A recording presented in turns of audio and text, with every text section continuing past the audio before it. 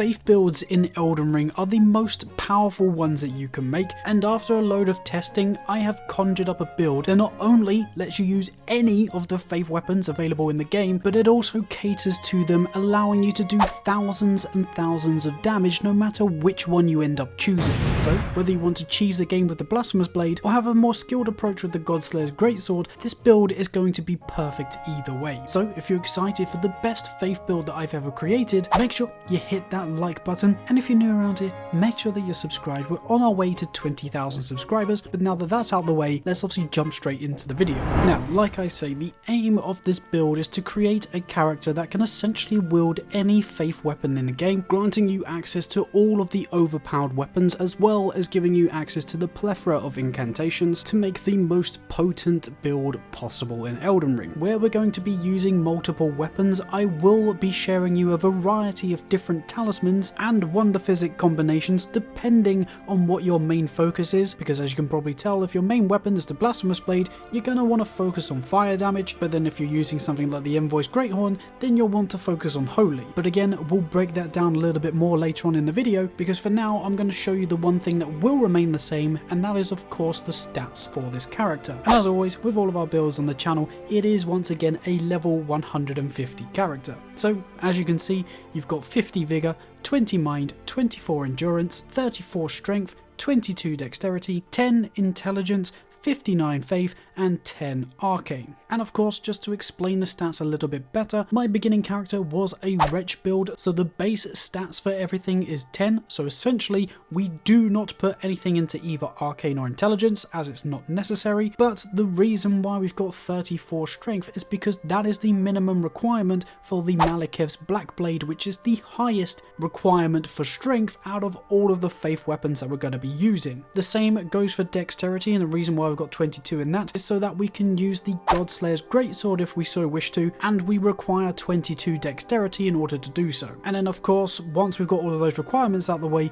we can then just pump everything into faith, as that will boost the damage output with every single weapon or incantation that we decide to use in this build. And then now comes sort of like the tough part, if you will, in choosing your main weapon that you want to use. As you can see in the background, I'm using a variety of different faith weapons, whether that be the Blasphemous Blade, the Magma Blades, the Envoy's Longhorn, Malekith's Black Blade, and they are all doing thousands upon thousands of damage, and this footage is from New Game Plus 5, so if you're in your earlier playthroughs, you will be doing even more damage than what you're seeing on screen. But I guess the beauty is that you can use any of them and also switch it up for certain fights, because of course if you're coming up against enemies that are resistant to holy damage, then things like the Envoy Greathorn or Inseparable Blade are not of course going to be the best, but things like the Blasphemous Blade, Magma Blades will of course thrive in those types of fights, and then vice versa if you're coming up against someone like a Magma Worm. The other side of it as well is of course the incantations, because where the weapons are mainly going to be either flame or holy type damages, you can incorporate things like the Ancient Dragon incantations to also have an abundance of lightning damage. So already we've got 3 different damage types on top of the base AR that you're going to be doing as well, meaning that you're pretty much prepared for any type of fight, as you can cater to that particular boss fight by swapping into their weaknesses. This just makes the game a whole lot more fun, as you're going to be using different weapons more often rather than just relying on the same old Ash of War to get you through. And yes, I know that I did mention the Blasphemous Blade, which can essentially do that, but again, this build caters to everyone in that sense, because if you do just want to go around cheesing the game with the Blasphemous Blade, you can of course do that. But again, if you're someone that wants to test themselves, you can use the harder to use weapons like the Godslayer's Greatsword, because you got to get the timing right with that, or even just the weaker weapons like the Inseparable Blade. Whatever or however you want to play the game, you can do so pretty much with just this faith build. And of course you're probably wondering, well, Jowser mate, if we're changing weapons all the time and the damage types that we're doing, surely we've got to change the talismans and the wonder physic boosts as well, which yes, we do so, but it's not quite as damning as you probably think. And just before I tell you why that's the case, I need to let you know that today's video is sponsored by MMOEXP. So yes, MMOEXP are once again sponsoring the channel, and they are the fastest, cheapest and most reliable place to purchase in-game items and currencies. They cover multiple games and Elden Ring is included, and where we're partnered together you can use my unique code JAZZA to get yourself 5% off any purchases that you make across their site. If you're interested, there will be a link in the description that you can use to head over to MMOEXP. So yes, thank you to MMOEXP for sponsoring the channel, but like I say, let me explain these talismans to you. There are going to be 2 talismans that will remain in our inventory no matter what weapon or spells that we're using, and those 2 are the Ritual Swords Talisman and the Shard of Alexander. Of course, the Ritual Swords Talisman will boost all of our damages by 10% as long as we're at full HP, and then the Shard of Alexander will boost all of our skill powers, which is useful on every single faith weapon in the game. Pretty much every faith weapon that exists has its own unique Ash of War, or at least a skill power that is tied to that weapon, meaning that we will benefit from the Shard of Alexander. But depending on which weapons that you use, I do recommend swapping between these following talismans. Whether you're using lightning, fire or holy damage,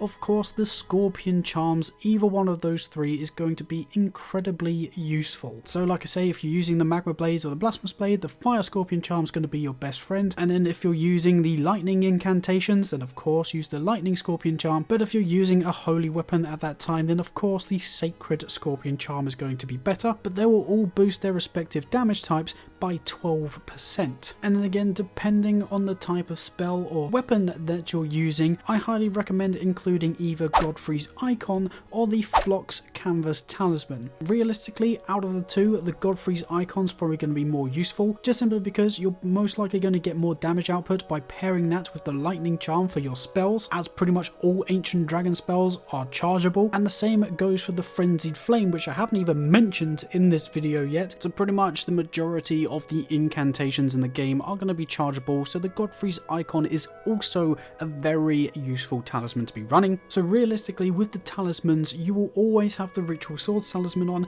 along with the Shard of Alexander, and then depending on your just sort of play style and which weapon you're of course focusing on, you can use one of the Scorpion Charms along with either Godfrey's Icon or the Phlox Canvas Talisman. And then it's of course a very similar thing with the Wonder Physic, but I do highly recommend keeping at all times the Faith Not tier, as that will give us a +10 in Faith, of course just boosting our overall damage output with every weapon or incantation you're going to use. And then again, similarly, depending on the type of attacks you're doing, you can swap out either the Fire, Lightning or Holy Shroud in crack tiers, but if you also wanted to, you can include the Stone Barb crack tier, as that will of course help break enemies' poises a lot better, which if you're in your later New Game Pluses like I was in this gameplay, I found that incredibly useful. And essentially, with a combination of all of those Wonder Physics and all of those talismans, you can deal thousands of damage with any of the weapons you're going to use. But there is one weapon that I particularly want to point out, and that is a personal favourite of mine,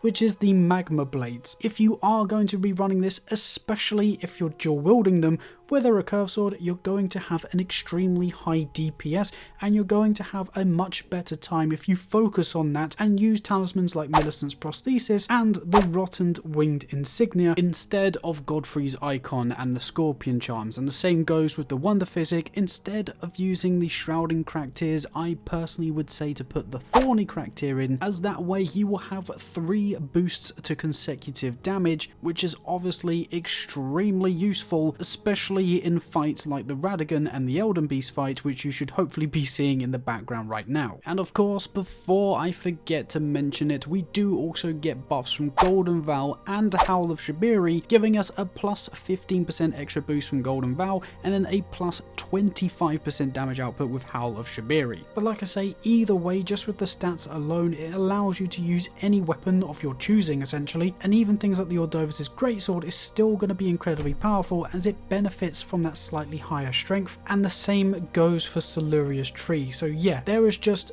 an absolute abundance of weapons to choose from, all with their own unique abilities, creating all sorts of different versatility with this kind of build, making the game obviously extremely fun and replayable, whilst still all being extremely overpowered, making every single boss an absolute joke, which is why I believe that this is the best faith builder you can create. And yeah, that is essentially it. Like I sort of briefly mentioned, I didn't even really include things like Destined Death or even Frenzied Flame, which can of course be incorporated into this build and are another layer to it, which again just adds to the versatility. But I want to know from you guys, do you use faith builds? Are you a fan of faith builds? Have I convinced you to use this faith build? Let me know in the comments, because I do genuinely like to hear from you guys whether or not you like these kind of videos and these kind of builds. I know this one's slightly different and it's a bit more broad rather than focusing on a certain weapon, so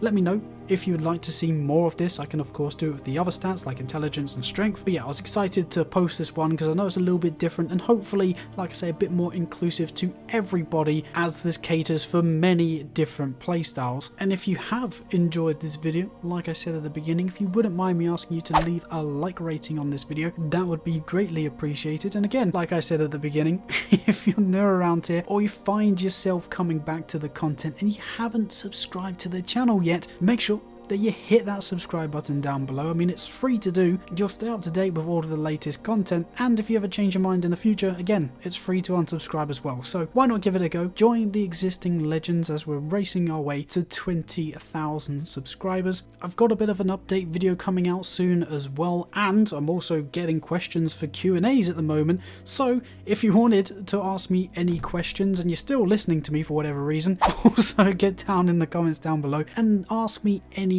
question you like. We are prepping for a little bit of a Q&A, so if you had any burning questions to ask a smaller YouTuber or just me in general, then also hit me up in the comments and I will answer them in a future video. It's also a chance for you to get featured in a video, so there's that. But other than that, I don't really have anything else to say, and I think I've taken up enough of your time, so I'm gonna let you guys go. Of course, have fun with this build, let me know how you get on, as I say, but for now I will catch you in the next video of whatever it is that I make. Bye bye.